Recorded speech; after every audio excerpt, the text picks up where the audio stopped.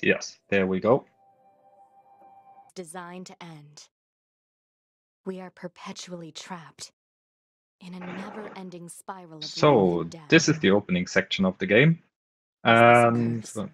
Or some kind of there's punishment? quite a bit of optimization to this, I often think about the God except who for the blessed us first with this minute horrid and a puzzle, half. and Basically, you wonder don't if have we'll to do ever have the anything because chance they to just kill keep him. talking, and you're just flying around, waiting for things to happen.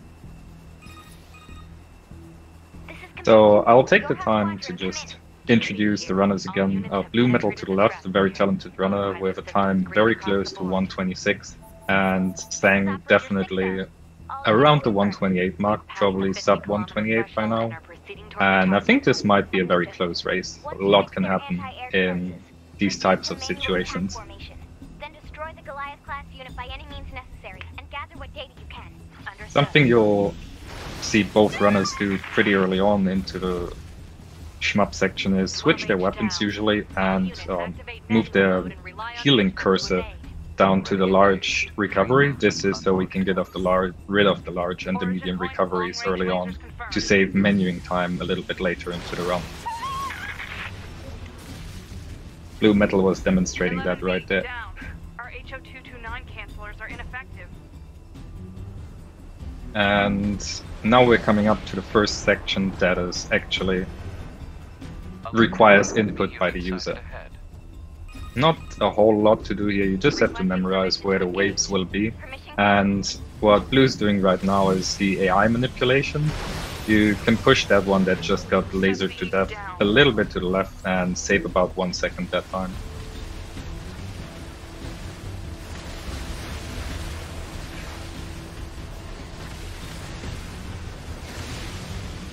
After this laser, there's another AI manipulation that is a little bit harder, but Blue is attempting it. You push the remaining, I suppose, aircraft a little bit outside of the screen, and that way you do save about another second, maybe even 2 on the wave that pretty much disappeared instantaneously because of how good his AI manipulation was. Requesting permission to assume mobile configuration. And now is the first switch from the top-down view into kind of like a side-scroller thing. That alters the way we do our attacks. Instead of doing kind of heavies and just tumbling in a circle, we are doing those light attacks because they have a huge hitbox and pretty much demolish everything in one hit. Same for the heavies, but they have an extremely long recovery time.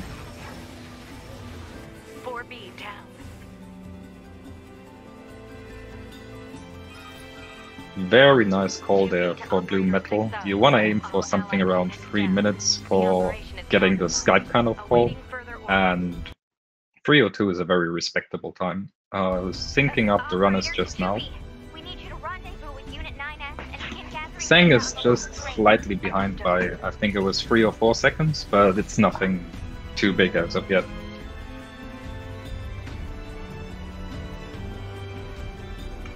Blue doing the little dance around there for us, keeping us entertained. Oh, I'm trying to put on a little bit of show by trying to go through the small pipes. So this is the real side-scroller section right there. Doing the lights because it tends to be more efficient for this particular wave. And the rest is just clearing out the remaining enemies that always spawn in a set sequence. So as long as you remember the waves and you know what you're doing, you can't really lose that much time here.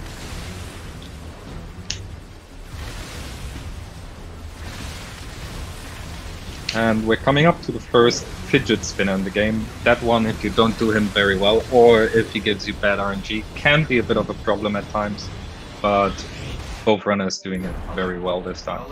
Large enemy group detected. Yes, I'm aware of that. wschseng even gaining a little bit of time on Blue right there. And this is the first instance of damage glitching you'll be seeing in the run, and it's pretty much the only type of combat we do. You just dash backwards and then do a heavy attack. That way, through some glitch that the developers decided not to fix, you can amplify your damage by a factor of 5, making combat significantly faster than you would normally see in a casual run. Oh, also up. Doing interesting strats there. Up the skirt, I guess. Is that our So target? the first real boss enemy in Prologue, I suppose, is Marks 1. Dispatch it as swiftly as And he tends to be relatively easy. We buff up for him, and then you just see him getting absolutely demolished by damage glitches. recover. As long as you're finished with the boss before you see the end of the dialogue, you pretty much cannot lose time here. You just have to wait for his animations to finish, and even getting hit there won't matter for Blue. You just need to tag him with pot fire, and you're good.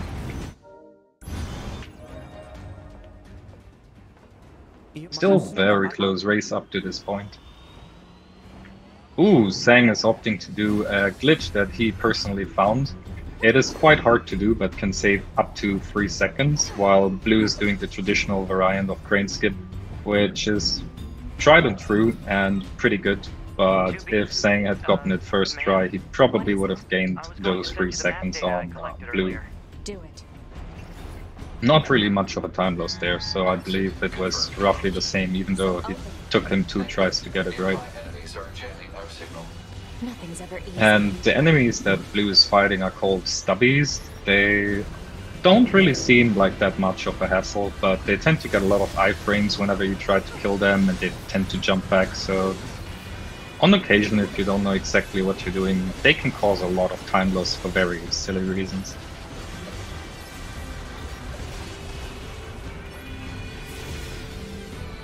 Ooh, very nice positioning there from Blue.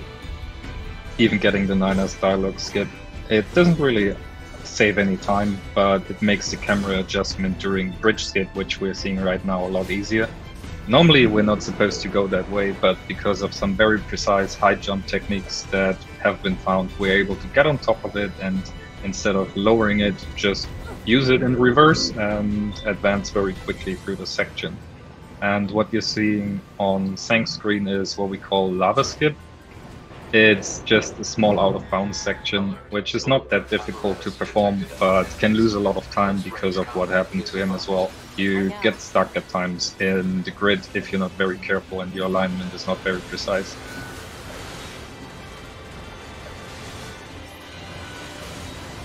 And yeah, bridge skip and crane skip are the first 2 instances of high jump tech in the run. There are quite a few others, but those are pretty much the most notable.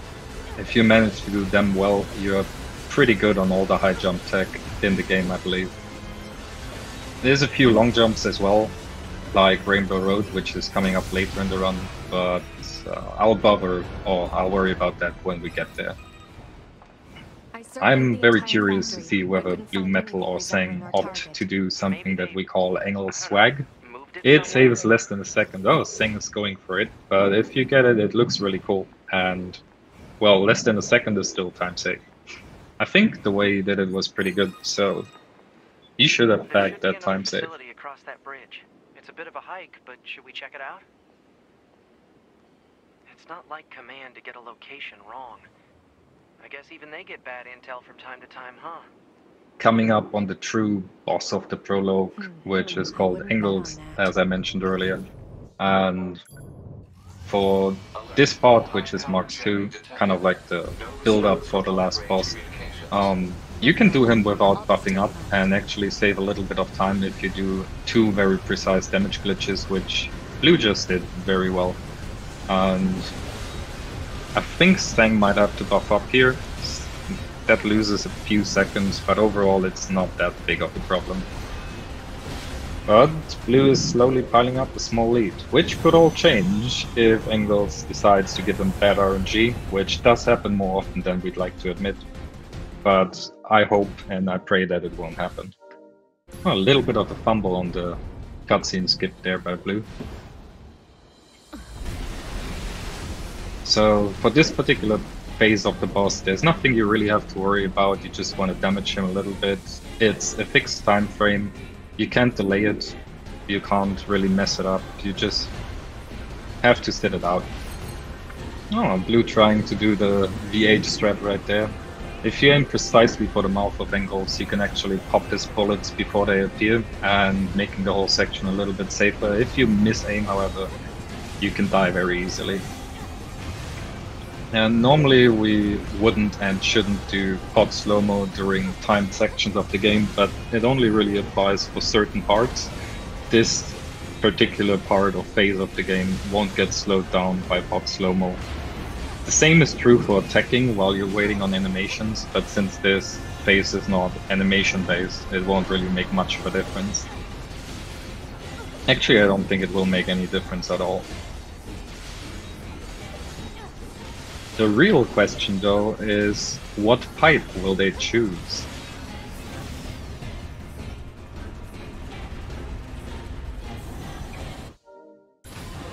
What's your status?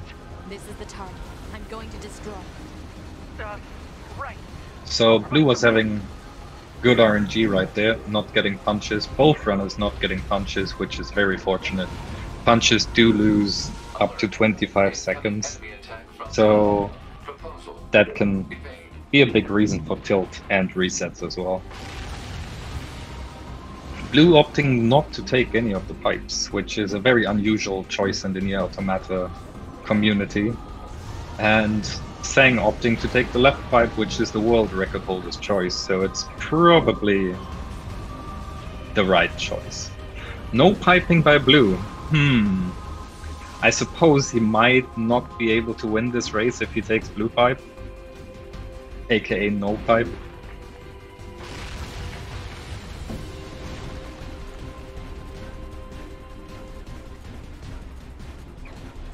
I usually think this is a very nice section to just chill out on the pipe and yeah, not doing anything, rest your hands, think about what's coming up and get into a positive state of mind. Packing in. Yeah, wschseng has a very real shot of winning this race. I mean, he's taking left pipe. It's clearly the superior choice if the world record holder is doing it. Coming up on the left screen on something we call ninjas, which you'll see pretty soon why they're called ninjas.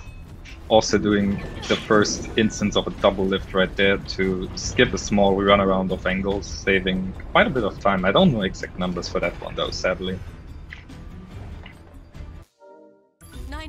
And depending on how well people do this section, they can lose a lot of time or make up quite a bit of time.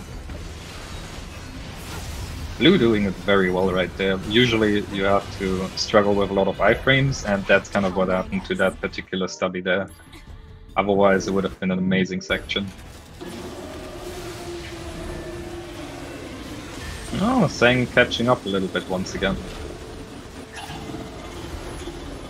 I believe his ninjas might have been a bit cleaner than Blue's. And for this phase of the prologue, or for angles specifically, it's 100% RNG based. The only thing you have to worry about is dealing enough damage so that angles will die in 3 hits towards the end of it. And that happens automatically as long as you just spam pot fire and the occasional heavy attack. There's sadly nothing we can do to influence the RNG here, but the perfect scenario is angles being exactly on the end of an attack, preferably shockwave as 9S stops talking, which sadly very, very rarely ever happens.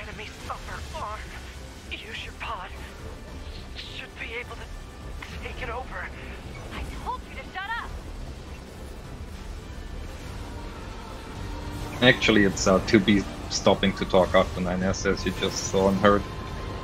But I suppose tomato. Upper arm. Seized from enemy unit.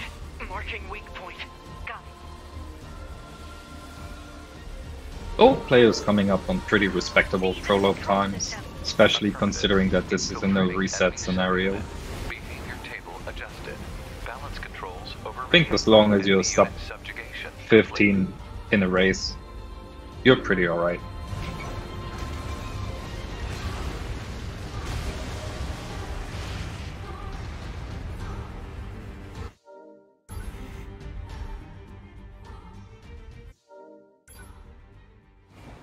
So, the first real boss is coming up, and sadly it's not this part, which is quite easy. You just do a double jump in order to land at the line and save a little bit of slow walk by 2B. And the real boss is actually just the reboot sequence. you can mess this up and actually save quite a lose quite a bit of time, but I'm pretty sure both runners got this down to perfection. 50.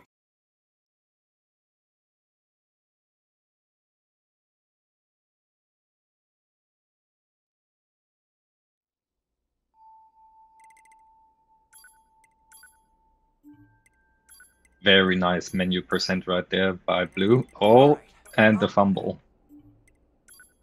As long as no one goes for whisper percent, everything is fine. If you actually set the voice volume too low, for whatever reason, you can end up being unable to skip certain cutscenes in the game. I don't know why, no one seems to know why, but it's just a reoccurring theme whenever that happens. Mostly mashing from now on, that's most of the bunker section. And one dialogue skip, which can be done in various different ways coming up. I believe both runners are probably going to opt for the self-destruct version of it, which is slightly faster in the vast majority of scenarios. Oh, nice. Sang even got 9S to actually teleport right to him, which is pretty much the optimal scenario. The surface? That means we'll be getting flight units, huh? Better head for the hangar. Coming up on another pretty short shmup section. After that, we're pretty much getting into the actual game where the fun part starts. Just have to do a little bit of fetch quests and the run kicks off pretty steep from there.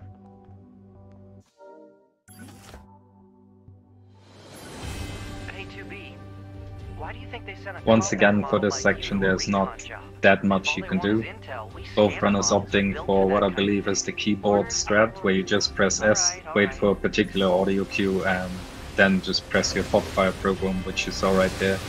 The missile is very effective at cleaning waves if you set them up well, and pretty much able to obliterate waves immediately. Now we're coming up on a fun little strat, which was originally, I think it was first proposed or showcased by Marbles, which is this one, where you just seemingly spray all over the place, but yeah, you actually do end up killing pretty much every single enemy if you do it well very quickly. And Blue doing the spinners once again very, very well. You can time your light attacks so that they stop early enough for you to be able to just use your pop program and obliterate them pretty much as they appear. The second one, however, we still have to kill, and is slightly RNG based. The run itself tends to be between 124, which would be pretty close to world record, at least former world record. No, actually it would be, tends to be between 124 and 130 for the runners that are still in the run or in the tournament. Usually slightly over 130. What you see runners doing from now on is actually called dash punches. They do save a little bit of time. I think it's like 3%. But some people, including myself, will opt not to do them, even though they save time, because they're incredibly annoying to do. And if you fumble one of them, you pretty much lose, I believe it was 15 or more dash punches worth of time save. So if you just fumble a single one of them, they're basically not worth it anymore. Coming up in another slow walk skip. This is why we do the dash swing into that particular cutscene, or some people will opt to do a jump. So this is the resistance camp, huh? Or do dash punches, which is probably the most efficient way to do it. So here's the first time we actually do, which would be considered side quests by most people. Actually the only time in the run, but those side quests are mandatory for progress, so we have to pick them up and finish them. Kind of a weird way to introduce players to side quests.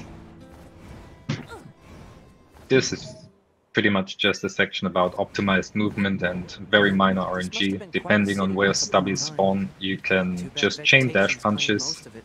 But if they spawn the way that they did for Blue right now, you have to pause your dash punches briefly. Excuse me. Just to make sure you don't target lock on them and lose your beeline. How's the weather on Earth And for this section, there's like four very specific spots that we need to loot, and the quest is pretty much done. The routing for this has been planned out pretty well, and even if it seems like we're taking vertical beelines, that's actually not the case. It's just the most optimal and shortest path possible in between those two quests. And this particular section is actually a section where you're, as far as I know, guaranteed to get all drops, which would normally be RNG, to finish that quest. I don't know, sadly, who found it, but it's been around for quite a while.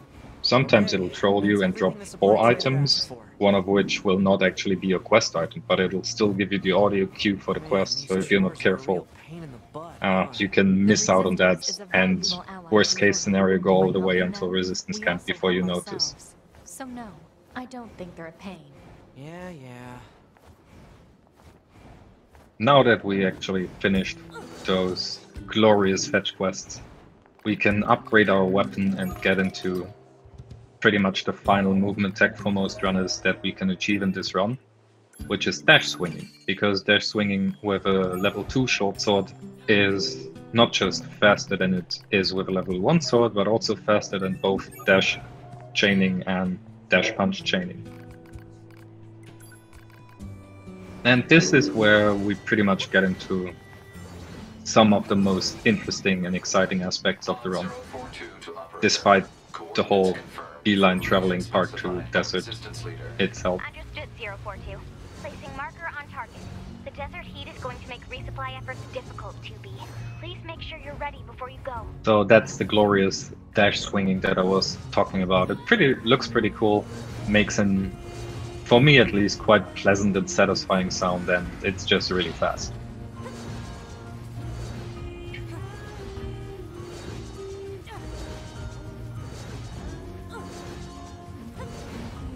Both these runners still reasonably close, even though Blue has holding ahead by at least 15 to 20 seconds. I think there's still plenty of room for both to catch up with each other. Yeah, Blue's plunge wasn't that optimal, but he kind of saved it.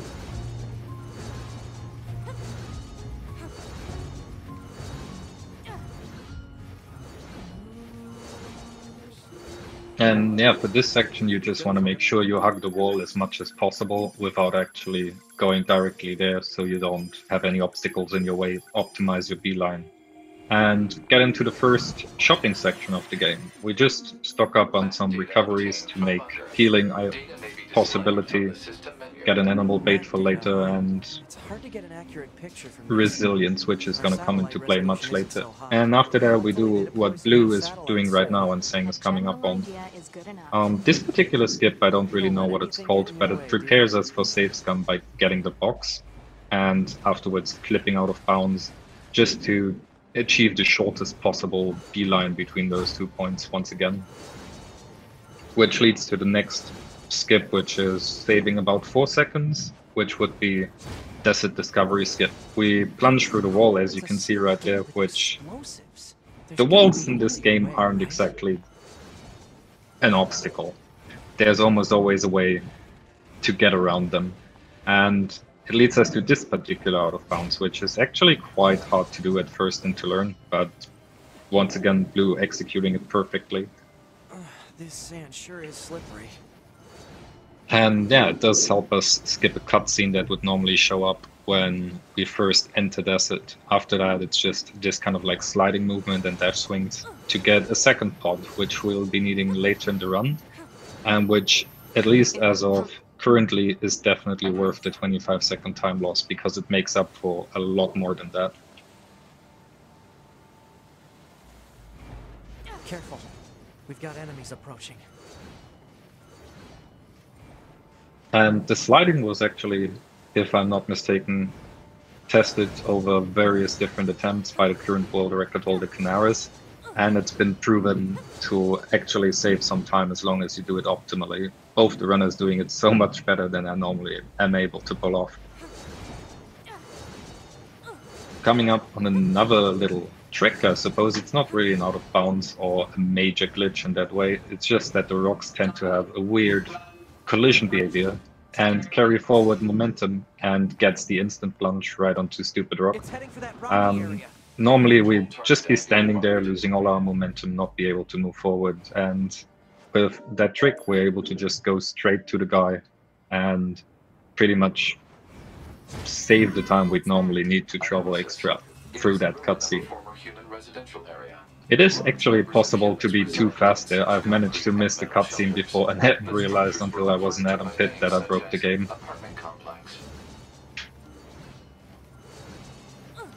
Coming up on yet another glitch. There's actually a lot of them, as you can tell so far. First we need to kind of like bounce off of this glass pane, which Blue does in a way I've never seen before, but very effectively. And then we have to travel to that pit. And the ground here is not as solid as it seems. A lot of it can actually be clipped through or become invisible. And yeah, that leads us to this part, which is for some reason surrounded by an out-of-bounds floor that we don't normally would be able to interact with or see.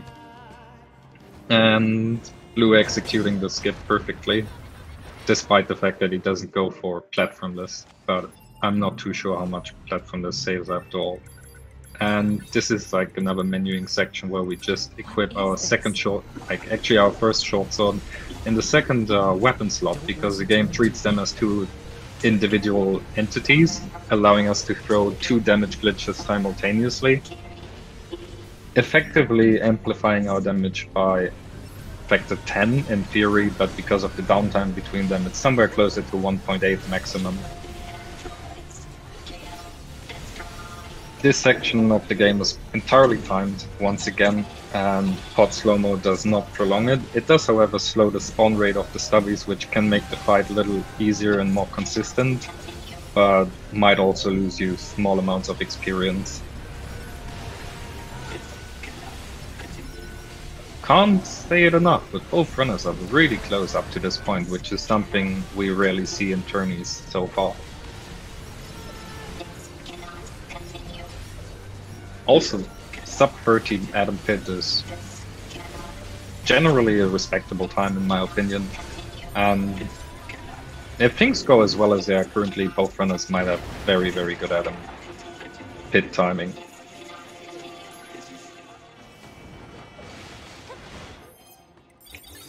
So this is the famous Adam I've been talking about. Nothing much to say about him, despite that he has a huge tendency to get into invincible states while we're trying to damage him. Pod slow-mo does help with it a little bit. Oh, that's something I probably should have mentioned before. If you use your pod program without activating it, it will slow down time for everything but yourself, the player. So we can abuse that to slow down enemy animations and for some other small things. Both runners having a really good Adam fight so far. Ooh, okay. I spoke too soon. Blue was getting nuked a little bit there, but still, very good Adam fight. Sub 28 even. Very, very impressive time there. The only downside of pod slow-mo, however, is while you're using it and shortly after, you can't actually heal yourself, so it poses a small amount of risk if you're not careful about when and how you use it.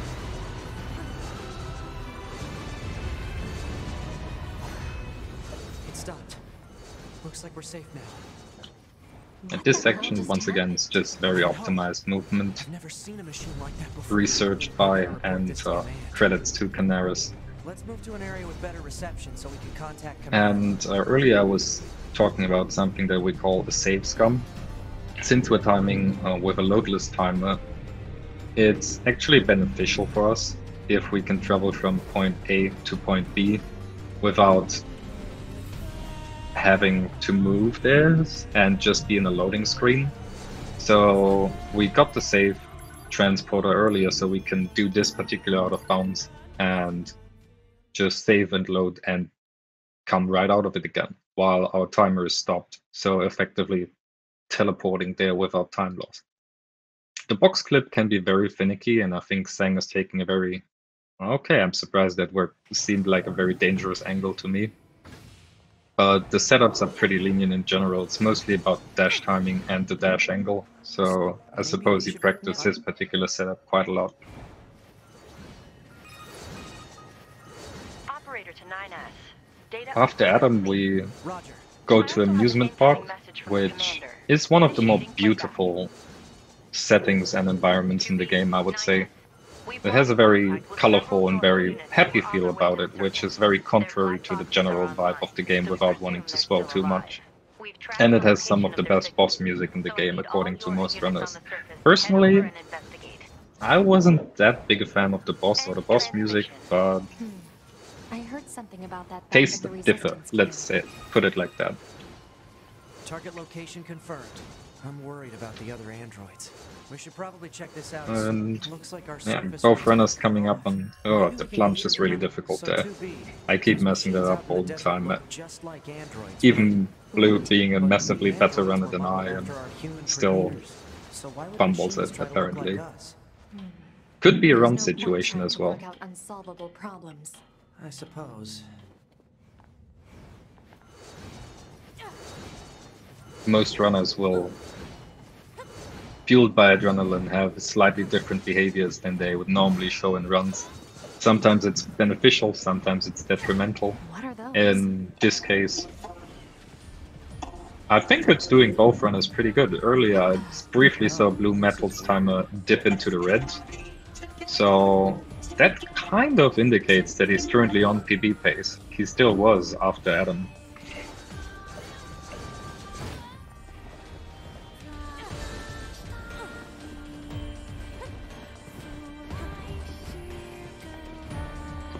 And what we saw just now was actually the amusement park discovery skip, which was the high jump on the tree root. It's not as difficult or scary as it seems at first, but it's easy to mess up and lose time on. Afterwards, we saw what wschseng is doing once more again for us. It's called Let's Play Skip, I think. And it actually saves us a lot of traveling time from point A to point B. And it also allows us some other things which sadly we won't be seeing in today's run. But in the short, it skips an optional boss in the game. And the cutscenes that are leading up to that optional boss, as well as having to run around in weird pathings. And after that, well, we do have the roller coaster, which has no real use for us. We can't speed it up, we can't do anything about it. We can only make it worse by slow-moing or by perfect evading, which is something that we never want to do. Almost never, because it stun locks us pretty much. It does provide us with a few drops every now and then. And best case scenario, those are dented plates, because they can be used for an upgrade, a optional and potential RNG based upgrade later on in the game.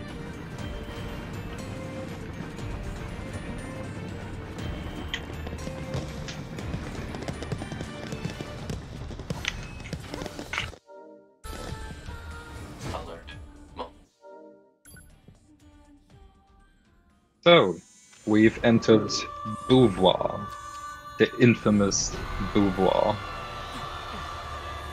Her background story is quite intriguing, but I don't want to spoil anything. If you guys actually want to play the game, I can highly recommend it. The story is good. Phase 1, you just want to make sure you damage Beauvoir as much as possible, and you stand close to the stage so that if she stops attacking, she has the shortest possible travel distance to the point that she needs to arrive to in order to end the phase. And that leads us to the first hacking minigame, and hopefully the last hacking minigame we'll be seeing in this particular run. Because any hacking after that is usually time loss. Not usually, it's time loss. wschseng choosing to do something I've never seen before, but I think he was just waiting out the attack of Beauvoir, since he seems to have had a little bit of trouble during phase 1. Oh, BlueMetal getting hacked there. That's unfortunate, but it's sadly still slightly RNG based. sometimes you're in the middle of one of those enemies you need to kill and they'll just decide to attack, giving you less than human reaction times in order to avoid their hits. Keep it busy. You got it. Second phase, pretty simple. We wait for her dialogue to finish, kill some more of those enemies, preferably in hopes for drops and a little bit of experience. And then we just buff up and kill her as fast as possible, doing self-destruct afterwards. The self-destruct does have multiple purposes, but the main purpose is just so we can perform a glitch or a trick later on in the game that does save us incredible amounts of time.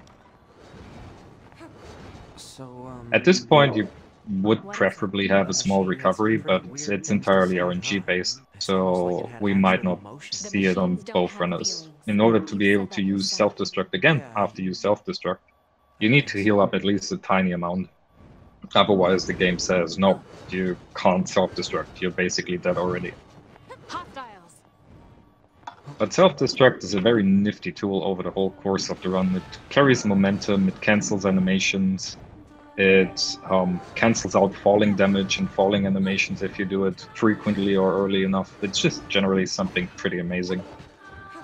Either Blue's not having the small recovery or he doesn't care about it, but he's doing the high jump technique right there instead of the SD, where you do a delayed lift rather than a normal lift. Delayed lift is the same as it sounds. You just jump and instead of hitting the lift immediately, you do it with a slight delay in order to gain more over height. So why don't the machines? This particular section, once again, very optimized movement, and Blue doing it pretty perfectly right there.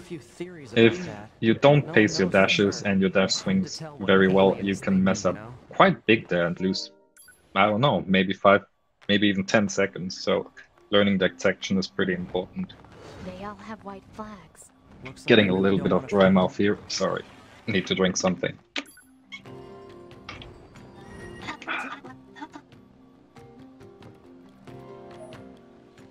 So yeah, what we're doing right now is just saying hi to Pascal, grabbing a fuel filter from him, and then delivering it to Anemone, doing... I suppose that's the second fetch and drop-off quest at least of the game, and the last as far as I'm aware, for a run. And as it turns out, Blue actually did have the small recovery, which is useful for this particular clip. You can, as you just saw, pretty much instantly plunge through that box and through that barricade if you use SD at the right point in time to carry your maximum momentum. 2B here. What's wrong? Oh. And Blue's doing the infamous ball hopping. Ball hopping is a technique that was recently, about a month ago or so, discovered to be faster than normal animal movement. It only works with a ball because of the way the physics engine of the game functions. You just keep hopping, and every time you land and buffer your hop, you get a tiny push forward, as well as while you're climbing, as you see right now, it's incredibly fast. And we do need that animal for, once again, a very specific purpose in a little bit. I'm not gonna steal the Shabu thing. I'm just gonna say it right now. We do need it for Death Warp.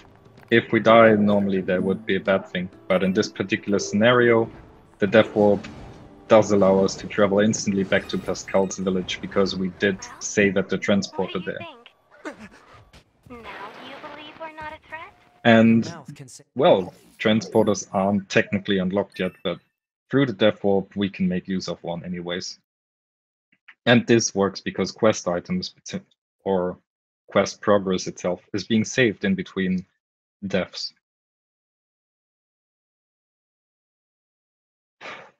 And of course it saves even more time because we time loadless and your timer will just stop while you're in the loading screen.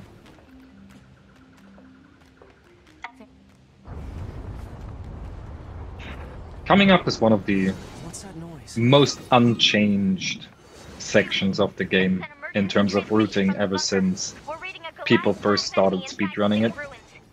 It's called, oh no, actually, I mixed up city angles and forests, I'm so sorry.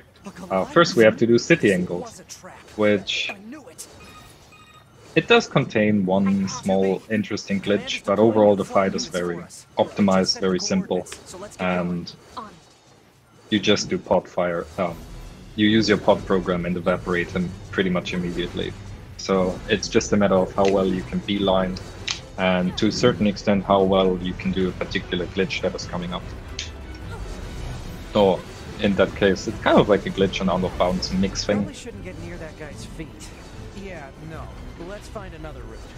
I'm not too sure where wschseng lost so much time on BlueMetal, but Blue's lead by now has become very significant compared to earlier. It'll be dangerous, but we're not going anywhere unless we pass through that Goliath's legs. But I'm not saying the race is over. There's plenty of things that can happen even to the best of runners. And depending on how safe they want to play it,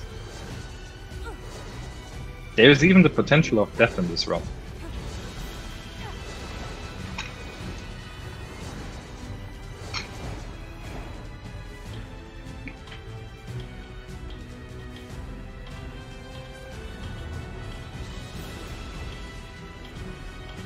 So for this particular ladder, we just perform a set amount of jumps, and if you want to save maximum time, which we all do, you just jump off the ladder and then, well, do a little bit of a high jump, because climbing ladders is very slow.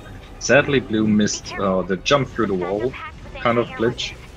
You just aim very far to the left, in theory, and jump twice and you're through the wall. It's as simple as that, but most of the time the lineup tends to be pretty difficult unless you practice it like crazy. But that allows us to skip this boss completely, because he'll just disappear as soon as we kill the second one, since he's pretty much optional. There's another glitch here, but I won't go into that.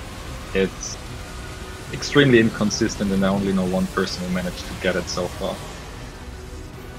And as you saw there, we just need to buff up Dooku 2 pod programs and City Angles 2 just dies immediately. Sadly, both runners failing in normal glitch and having to resort to the high jump backup strat. And the next section of the game we call negotiations, because you'll see the dialogue pretty much says it all. Not much to do despite good pathing, good routing, and good movement, because negotiations itself is a timed section. And it's actually extremely useful that Commander is talking in this particular point in time, because if we move fast enough, which almost everyone running this game will do, we can cancel her dialogue, allowing us to get something called Skype glitch. You kept hearing all those call sounds earlier that we referred to as Skype glitch. Those won't appear anymore in the game. We effectively deleted them from dialogue. Look at all these dead machines. Seems like they've been here for a long time. What is this place? And this is the actual negotiations part of the game. So Adam and his brother Eve, that he tore out from his own body earlier, just gonna talk to us a little bit, and we're repositioning Eve first to cancel out his dialogue, which would lose time, and second, so we can do another high jump tech after we kill him once, because killing him once actually gives you a free level up, but killing it twice won't do anything for you.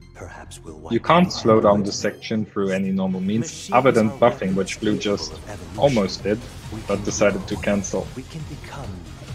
Therefore, very minor time loss, maybe half a second or something like that. You destroyed your own creators?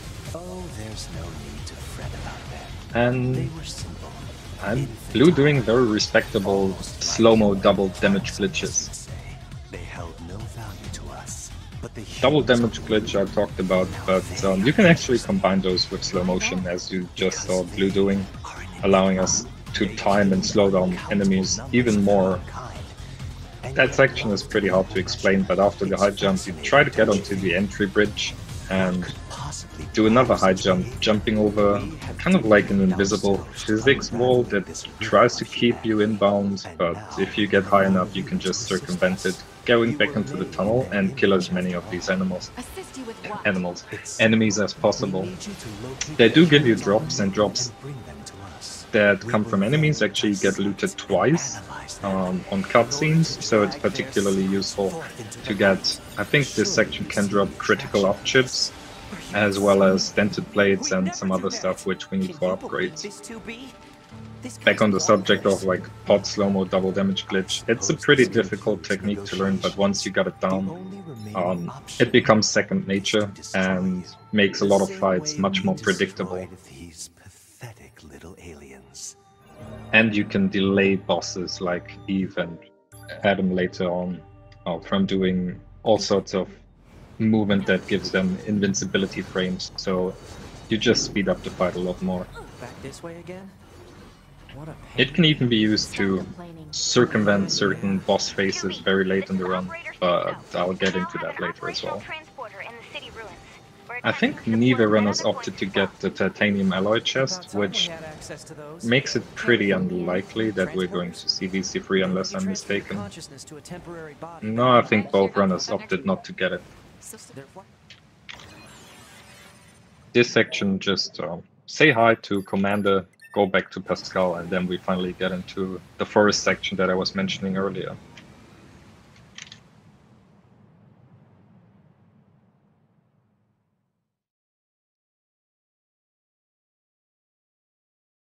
Both these runners showing very respectable performances.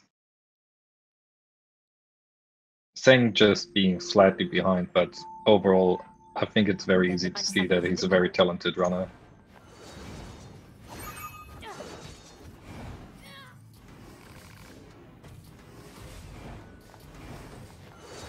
Why don't we rest a little bit, 2B?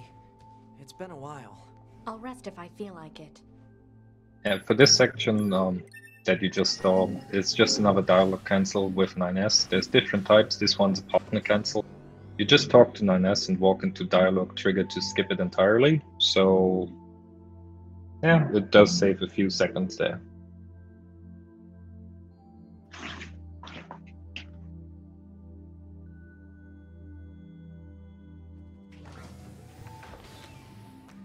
And this is the second and final shopping section of the game that we're going to see in a little bit. Normally we just buy more heals, some damage ups if you're on the safe side, like some runners, me.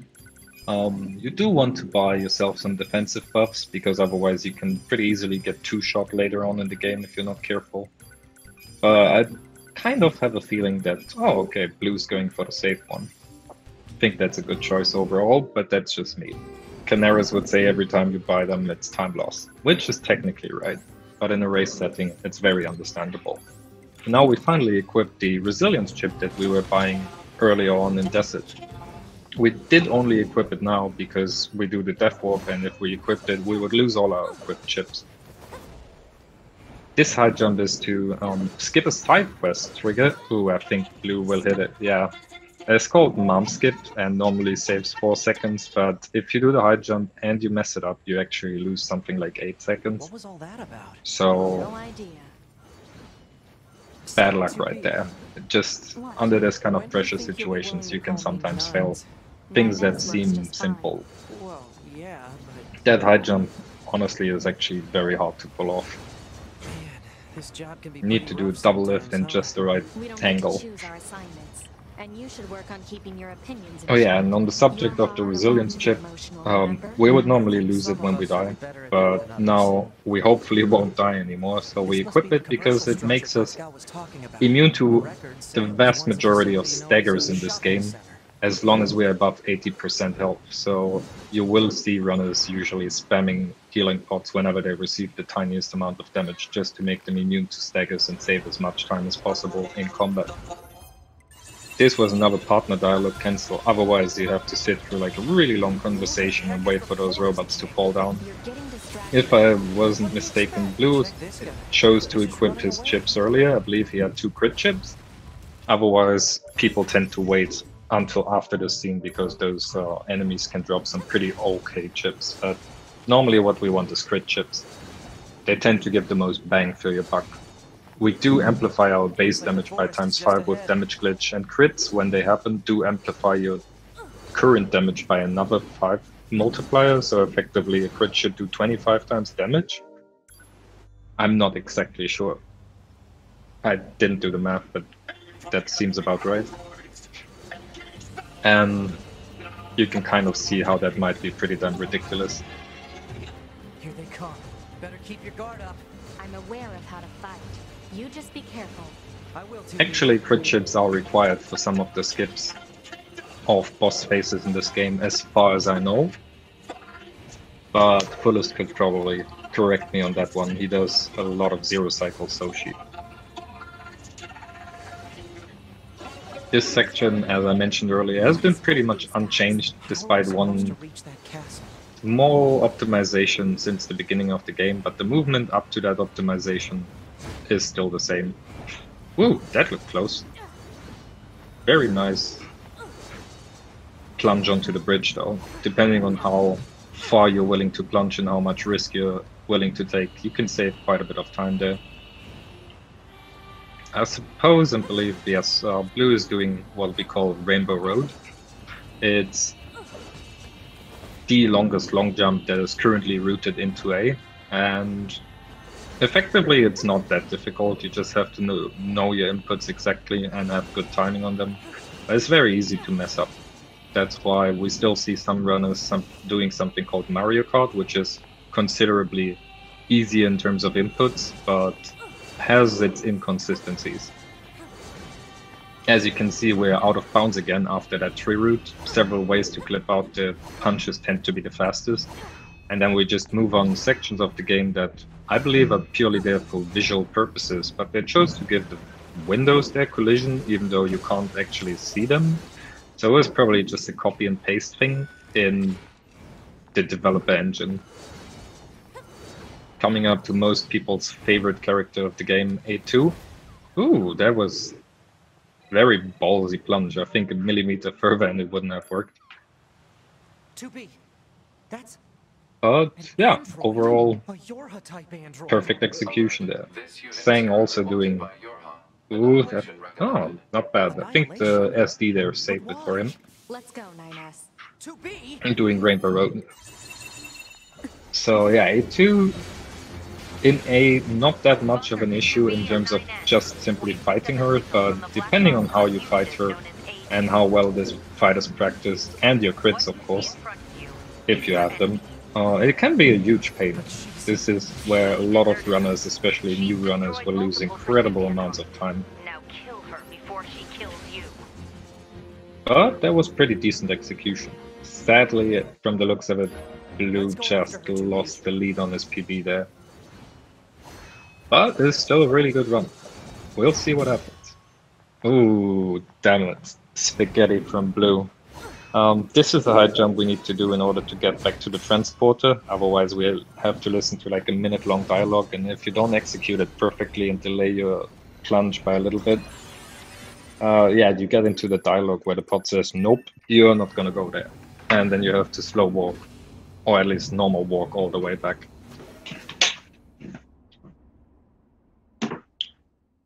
And yeah, now we're coming up on one of my favorite skips in the game, but one of my least favorite sections in the game. Sang's still doing quite admirably there, I think. A2 is also something that a lot of people underestimate a lot when they think, I think I'm going to run VHA, VH being very hard.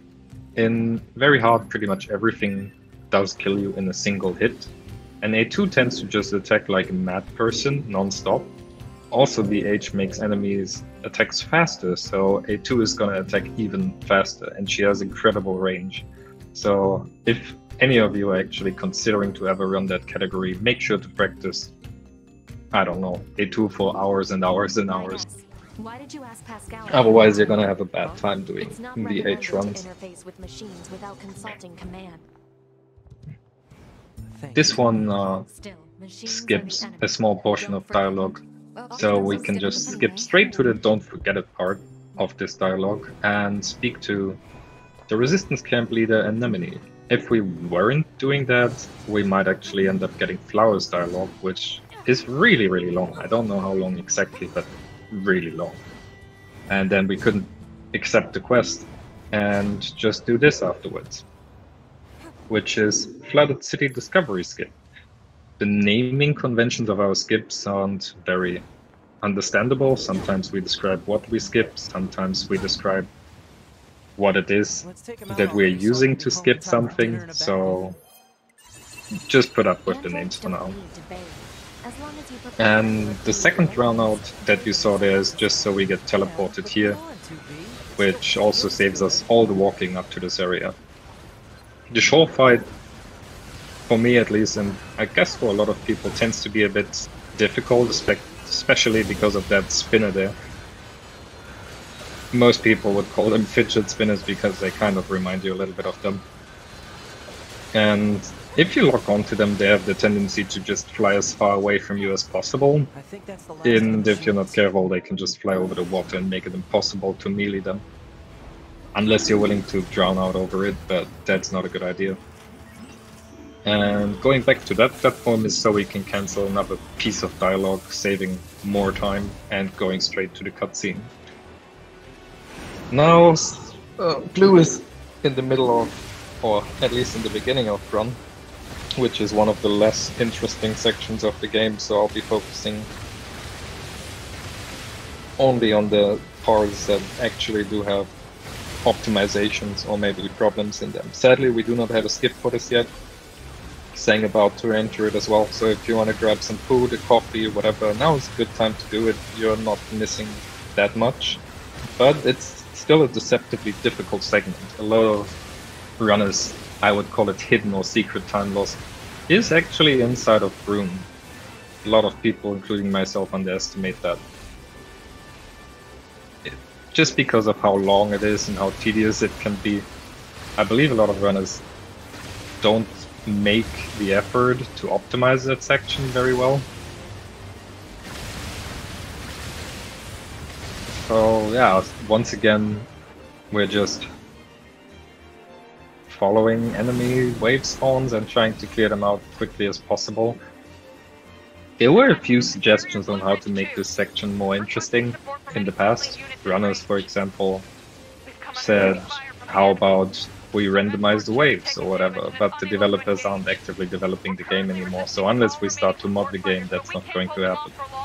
On another note, if you happen to be a very talented glitch finder in any game you play or like, and you happen to want to earn quite a bit of money, there's currently a bounty of north of $2,000 on finding a skip for this particular section of the game, as long as it's within the rule set that is on the speedrun leaderboards. Also, you'll get an alcoholic beverage if you're above the age of 18 or age of legality in your country.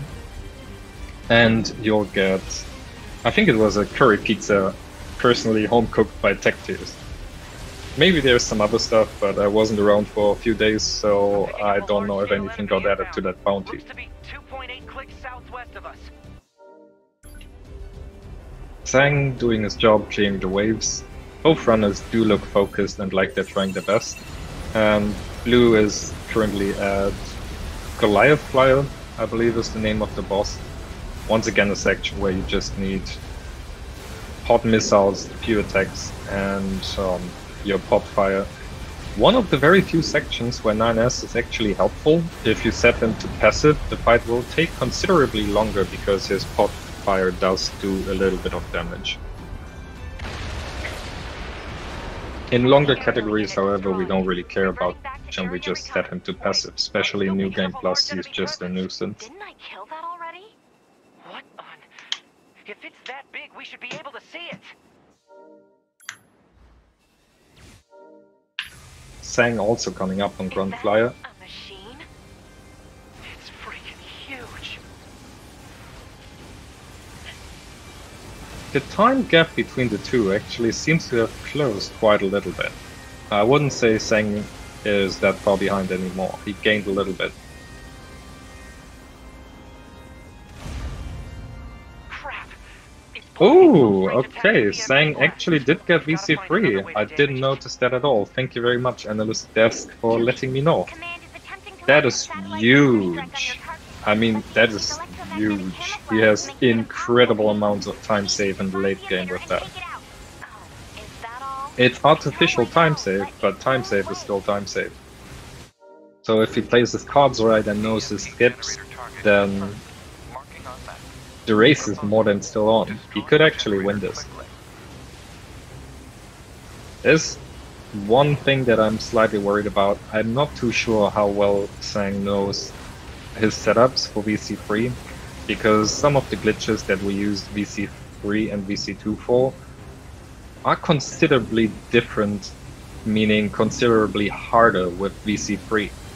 The attack speed of a weapon does alter something that we call pushing power, which is the ability to get us out of the game world and into out of bounds.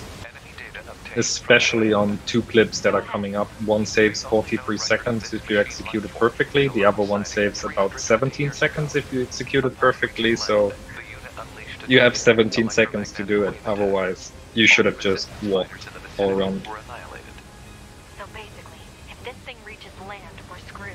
But as I said, they're considerably harder with...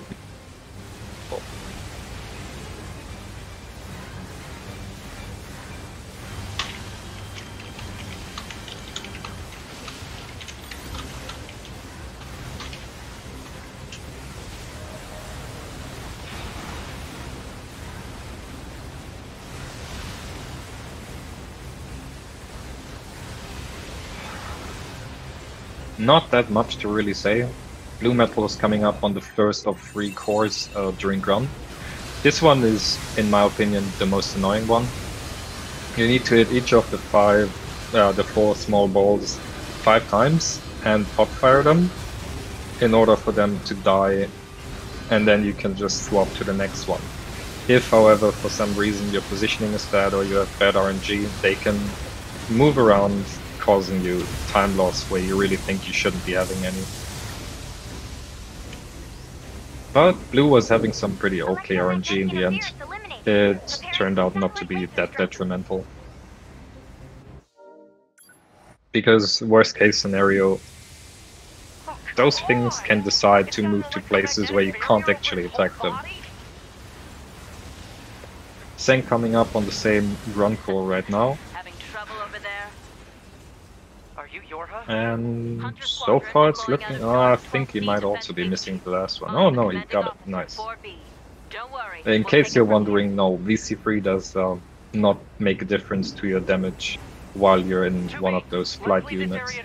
The damage of flight units is entirely determined by level, which is why during New Game Plus you actually want to be level 69, because if you're too high, you end up not being able to one-shot some of the enemies during shmups. All the EMP shielding in the world won't help against close-range mortar fire. Got it. Because those are also scaled exactly to your level. Blue being in the mortar phase right now, this is pretty much a spam-only section. You can time it, but the time save from timing it perfectly is less than half a second, and if you mess your timing up, you lose about a second. So just spamming it is the most consistent way to have virtually no time loss at it, because if you just spam non-stop, you're virtually guaranteed to hit him 3 times exactly in his mouth.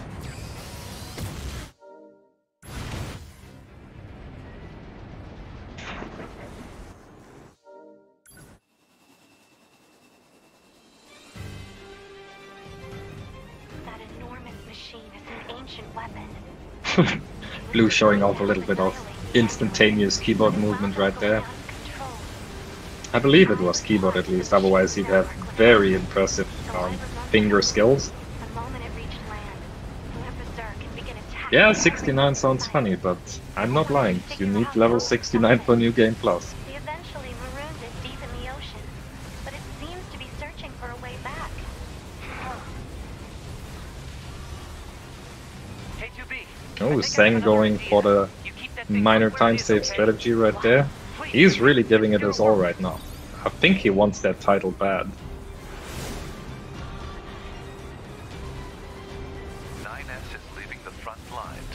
Proposal: 9S should be reported to command as a deserter. No!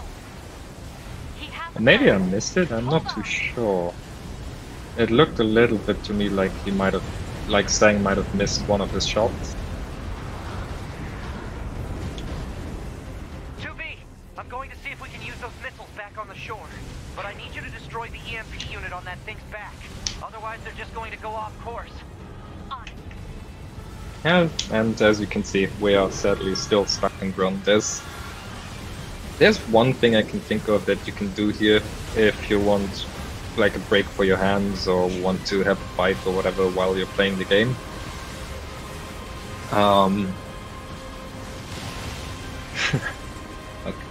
Okay, sorry, I was reading the chat. I saw some very questionable remarks there. I lost my trail of thought. Alright, yeah, you can despawn waves if you're very careful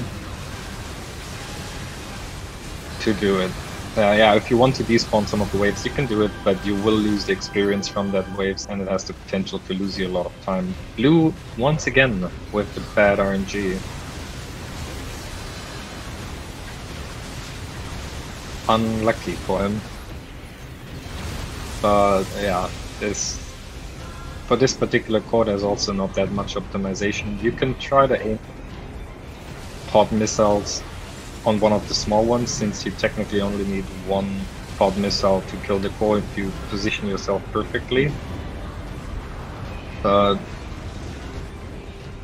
it's, according to what I've heard earlier today, a very tight time frame, so it's kinda risky.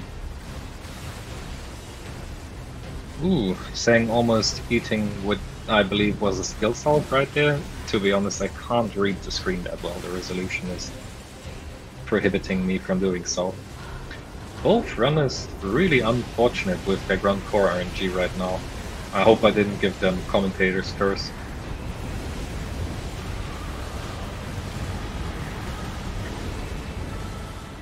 But very nice execution there on the ground. One shot with the pod.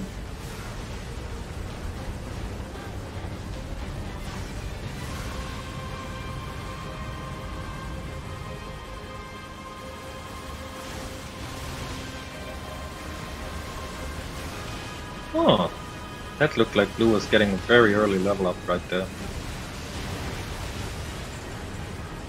Let me try to read what his level up says. Actually, I'm sorry, I really can't. I think it might be level 16. That would mean he's slightly ahead of XP curve right now.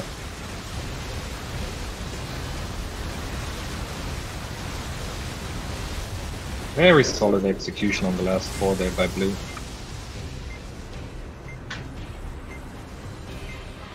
And in case you joined recently, I know the timer is a little bit propped for Blue, but it's not just 5 minutes, it's 1 hour, 5 minutes.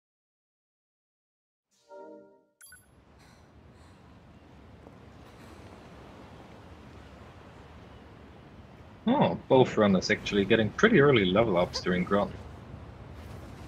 Blue doing minor drown out, which places us right there instead of having to walk that way. It doesn't seem that significant, but it does save time.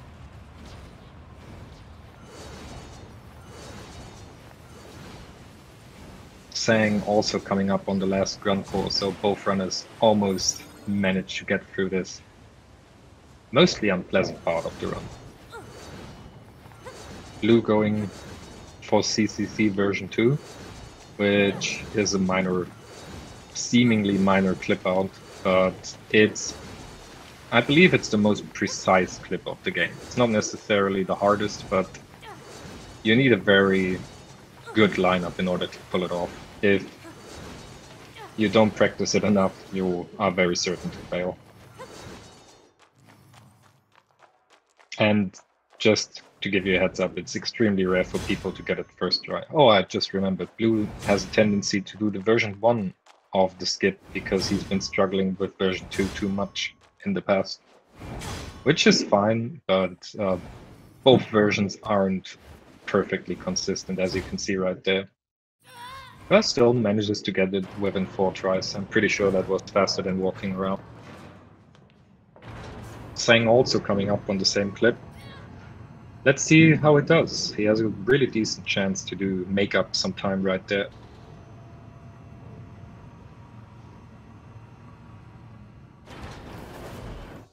And Blue going straight into the cutscene.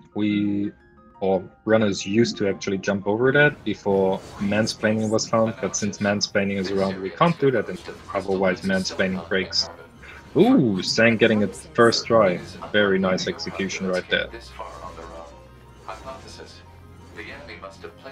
Oh, this is getting close, depending on Adam 2 and how well mansplaining goes. Runners actually still pretty tied. Okay, first try for BlueMetal. That means he will definitely remain in the lead for a little. This city is one of many areas I created out of a desire to understand. We do actually get about 3 tries for this particular skip. It's once again like a dialect-based skip. After the third try, you're not technically losing time, but the time that you save becomes significantly smaller depending on how fast you can execute your attempts. This is also one of the few sections of the game where you have a very realistic chance of soft blocking. And you have to wait for a very specific audio. Ooh, Sang also getting it first try with BC3. I believe that was first try. That was very impressive. There's very few consistent lineups for runners, and most people need to practice this like madmen in order to get it consistent with BC3.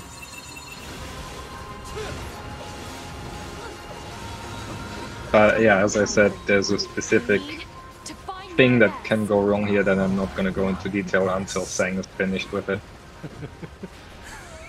So actually there's 2 things that can go wrong. The first one is if you go too early, then you're not going to be able to cancel the dialogue. If you go too far into the elevator, you'll get stuck in the elevator, and the boss fight will pretty much despawn, but you'll still be teleported there and you're just stuck in an infinite falling animation, effectively ruining your run.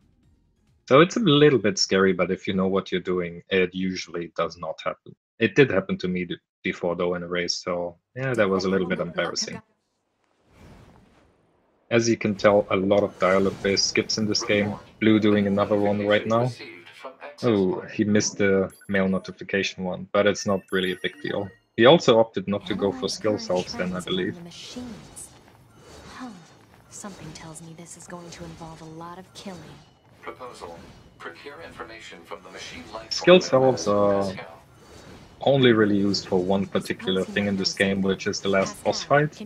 And even then they are not really consistent in terms of the time save they provide, but with a new method that we have found, which is simply self-destructing during the fight, they do actually help a lot. I was contacted by some machines that disconnected themselves from the network. I suppose the world record holder is buying skill selves, so if you want to be as good as him, you should do it. If that's what they want, why don't they move in? And yeah, for everyone who's interested in their chips, both actually do have crit chips, 2 of them. I don't know the exact level, but despite the VC3 part on Sang's side, chip-wise they're set up very well. Sounds good. Sang having a pretty significant advantage there, combat-wise. But as I said, combat in this game is not everything. It's probably the major part though. I believe the order pretty much goes, you want good combat, then you want good movement, and then you want good skips. There's a few skips that are extremely significant, but some of the stuff that I went over through earlier only saves a few seconds. What Blue is doing right now is something which... there's a specific achievement for it, and it does provide us with a minor walking speed boost, but it's debatable as to how useful it is.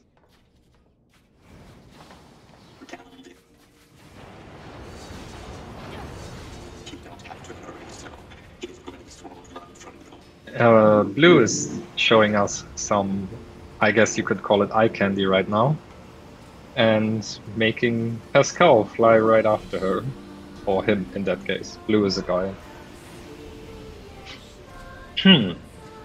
This is a PG-13 stream, Blue. Please be rational.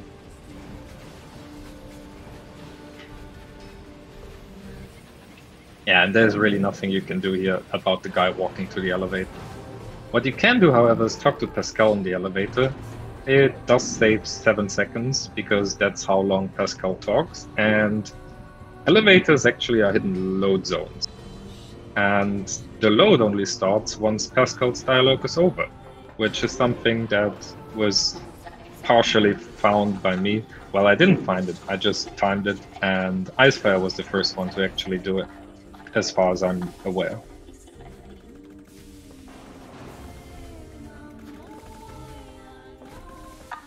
Hello, my name is Pascal. I'm here to discuss the... I believe BlueMetal is probably going to fight this room. I'm not too sure though. Damn it. Okay, he's going for something called a Mook's room skip. Basically what we do is we clip out here, and because we do, the game thinks like, oh, the fight's over, and despawns the vast majority of enemies. door on the other side of the room just opened. Let's check it out.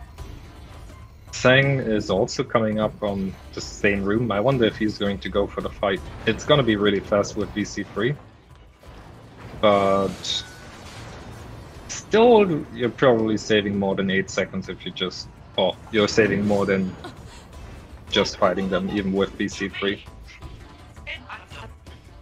And we're coming up on probably the most difficult skip for most people to learn when they do play the game long term, which is called Deep Factory, because that's pretty much what we skip. First we clip out next to that pipe. Sang also going for Mook's room skip, by the way. And once we are out of that pipe, the elevator becomes accessible again, because the game once again thinks, oh, they left the room, they must be in a different area, let's make the elevator accessible again. And the second part of the skip is what saves a little bit less time, but still very, very significant amount. You want to clip out here and stand on... I don't know what to call that, to be honest. And well, yeah, then you plunge towards this silo. The SD is in order for us to not despawn, and once we stop SDing and pod hovering, we hopefully hit the trigger that spawns the 9S dialogue, because that means we opened the door, allowing us to continue further in the game. And oh, there's so much happening simultaneously. Well, that's the third part of the skip. You walk to the end, you plunge there, and then you end up pretty much right in front of the boss room. It's still slightly risky, but only if you're willing to take huge risks for time gain, or if you're not too experienced with the skip. There is another soft block there. Sang also getting the skip first try. Very impressive performance there by both runners. The timing is very tight on that, and it's very easy to get wrong.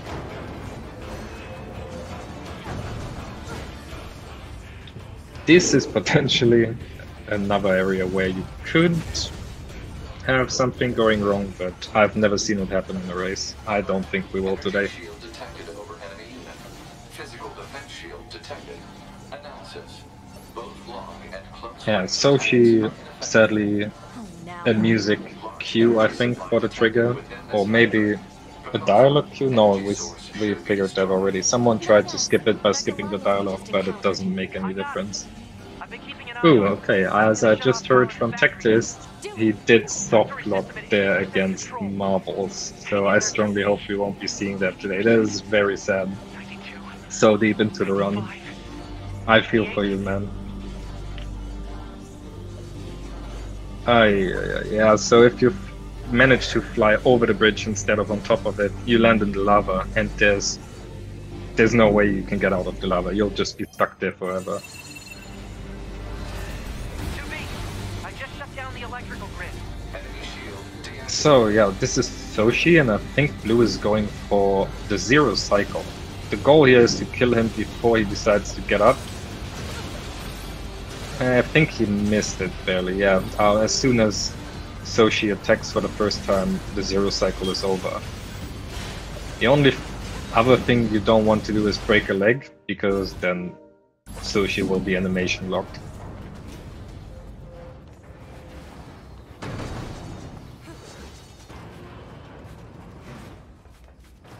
Despite fullest I personally don't know anyone, not even Canaris, who can consistently do the Soshi zero cycle.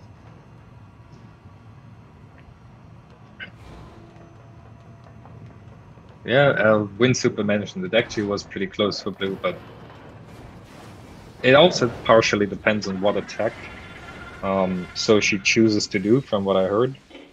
So even if you're lucky on your crits, you can still just not get it if RNG is not on your side. Blue going for something new that was recently discovered by Sang, funnily enough. You just do a high jump over that particular part of the fence, and it does save a significant amount of time. There's still something that is a little bit faster than that, but it's very hard to pull off, and most runners haven't put in the practice to do it. So I'm pretty sure we'll see the same thing from Sang, since he was the one who discovered it. Well, that was certainly something. I had no idea such a vast space existed beneath the abandoned factory. Yeah, very nice execution there as well. Almost made it right on top. The clip out. When I do, perhaps you'd be willing to join me? No thanks. Coming up on the last and possibly most intense section of the game, the boss rush. What about you? Despite doing good movement and beelines, the only thing you can do to optimize it even more is pod slow-mo while you're moving. That way the animals, why do I keep saying animals? The enemies will fall slower, giving you more time to actually do dash swings without getting lock-ons. You can also move your camera, but that tends not to be as reliable. Let's move. Also, slow-mo is a good idea against those stubbies that like to shoot out EMPs because they can just stun lock you, worst case scenario. But I can totally understand why runners would. It doesn't really offer that much of a benefit. Affirmative. And it's easy to mess up while you're focusing on moving as well.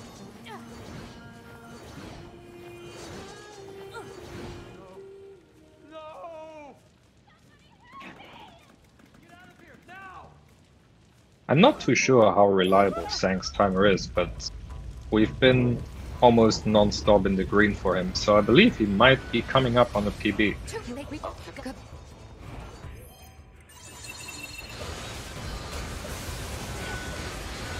This particular part is partially RNG, depending on what death animations the big ones choose, it can slow you down. The rest is just good DGing, constantly spamming flashlight. I don't think I ever explained taunting. If you spam your flashlight, you can taunt enemies. That will increase the damage that the taunted enemies receive, not the damage you deal, by another 50%. Very quick section there for BlueMetal.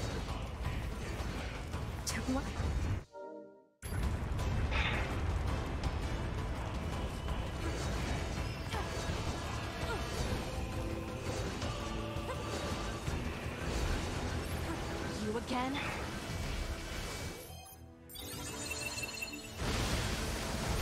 So this boss is the second part of the ball fight. I believe it's called Roshi. Not much to keep in mind for this fight. The electricity field that you see can be pretty much ignored with resilience and only applies every 10 seconds. And then there's this, which is kind of the vacuum phase. You can trigger it instantly, but it's inconsistent for most people. And then you just do the SD to make up for the experience that you lost in Luke's room. And generally, more XP is always better if it's for free. This is what we call the hill strat. You just pull him up on any point on that hill that you're comfortable with and that works for you, and then you can just wail away at him without him moving around much or being annoying. Blue doing a little bit of the swag strats there, just doing fishing. Sang also finished with first base and coming up on hill strats. What do we do? There's too many. 2B? 2B, can you hear me? Our village is under... Pascal? Come in, Pascal! Shit! Oh, Sang also going for the fishing. Two of them had a little bit of an agreement. Maybe it's just double swag. Great minds think alike, as they say.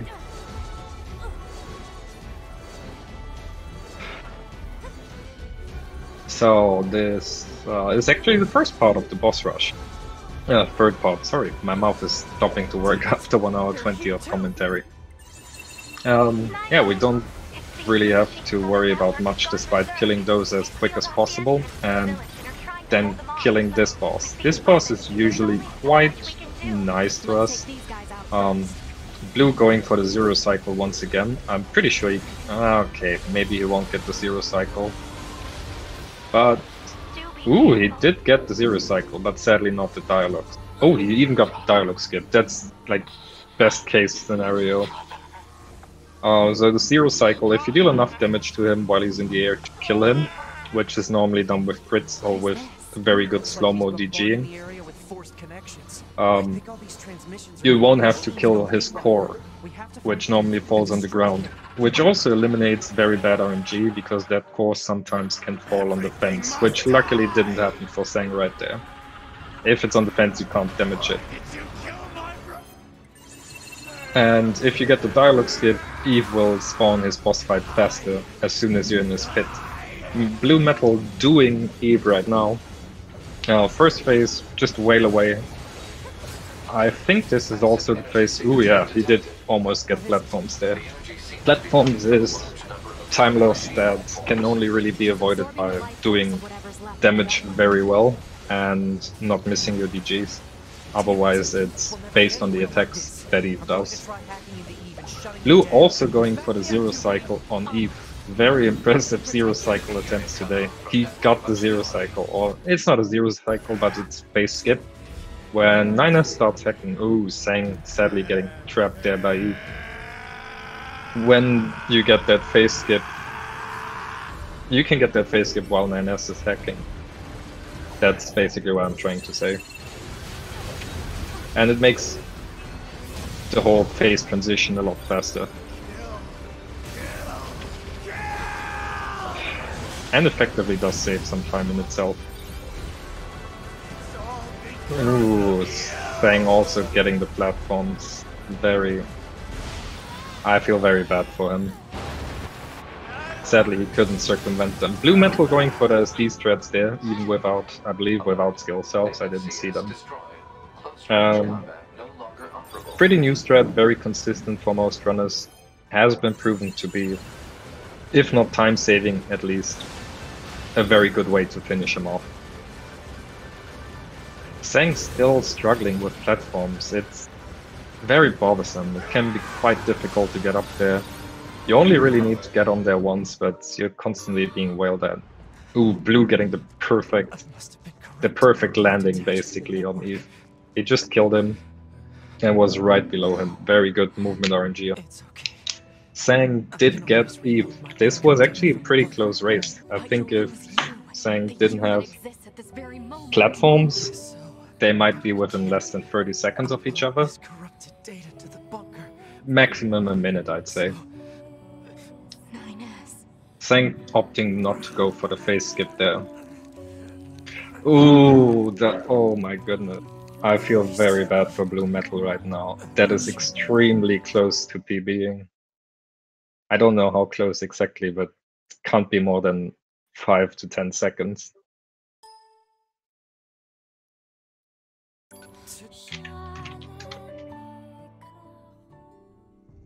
So Blue will be joining us for now, while we wait for Sang to finish the last part of his run. Hey, how's it going? Going great. Sang still in the last phase of Eve. Oh, really? He was putting on a very, very good performance. Sadly, he did get platforms and struggled with that quite a bit. Might be he was a little nervous. Oh, no. But he's almost finished with him, and I don't know if he changed his timer colors, but based on his timer, he is still on pace for PB, even with the platforms.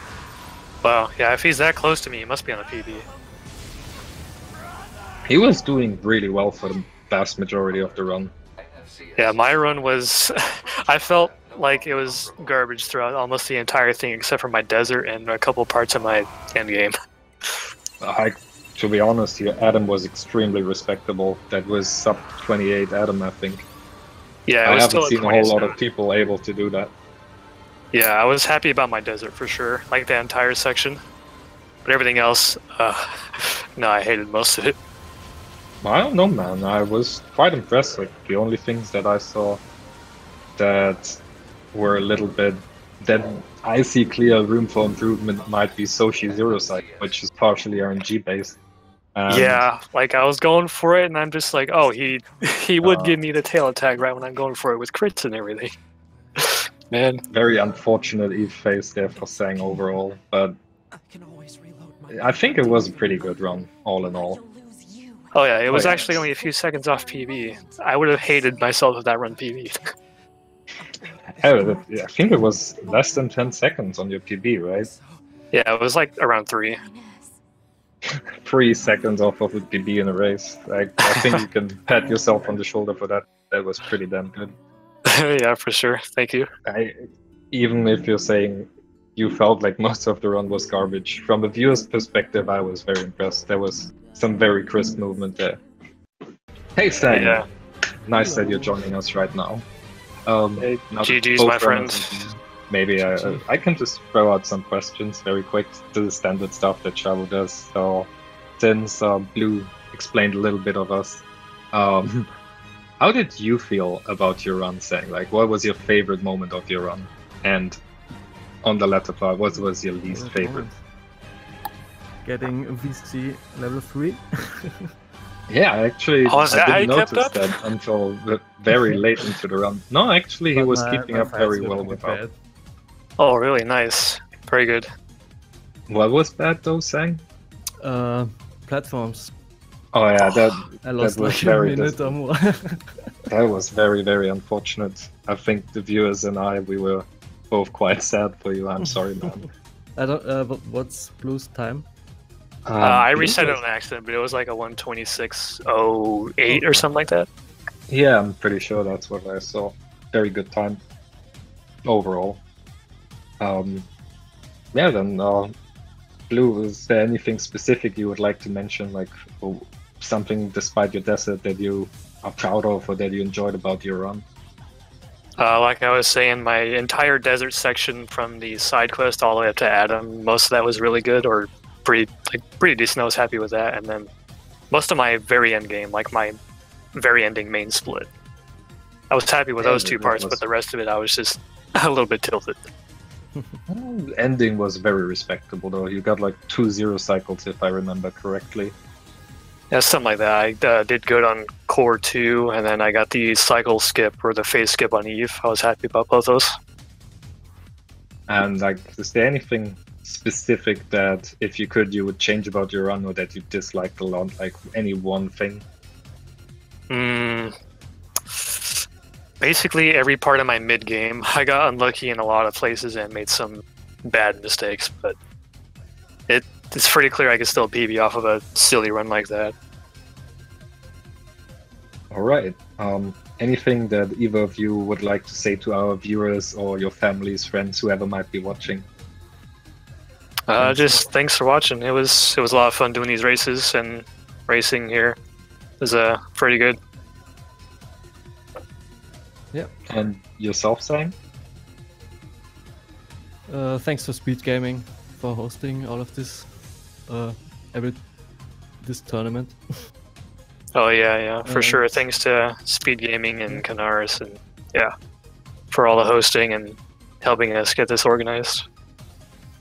Thank you both runners for joining us for a quick post-game interview. And yeah, thank you very much for racing. It's been a lot of fun watching. It was a very exciting race. You guys were actually really close for a pretty big part of it. And yeah, it's been a blast. I'm a little bit tired right now. So enjoy your evening, morning, or afternoon, wherever in the world you are. Thanks, Speed Gaming. Hope to see you again on the next race. Yeah, for sure. Bye. Thanks for watching, everyone.